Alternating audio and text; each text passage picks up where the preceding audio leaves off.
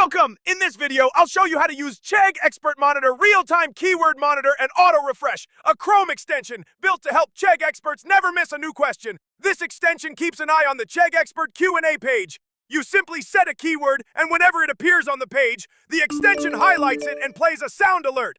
It also auto-refreshes the page at your chosen interval, so you don't have to. First, open the Chegg Expert Q&A page in your Chrome browser. Click the extension icon in the top right toolbar to open the pop-up. In the keyword box, type a word that appears with new questions like exit or left. Next, enter the refresh interval in seconds, for example, 5 or 10. Now toggle the on switch to enable monitoring. Refresh the page manually once and click anywhere on it.